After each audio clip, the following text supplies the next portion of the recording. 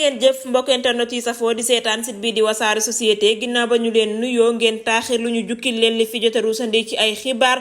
dañuy doxantu ba fële ca diwaanu Matam village bi ñuy wax Agnam fekk fa mbir yu doy waar yi nga xamante ni moom moo fa xew mu mel ni accident yi mu ngi wéy di def ay njombe tali bi di wéy di faat ay bakkan accident bu metti bi nga xamante ni moo xew foofu la nag lenn sababu ko lu dul oto 4x4 bile moo daal di rek mbëkk ñaari xale yu jigéen yi nga xamante ni ay cousine lañ seen at nag mu ngi toll ci fukki at ak benn ak fukki at ak ñaari xale yu jigéen yooyu nag ñu ngi doon def classe bu CM2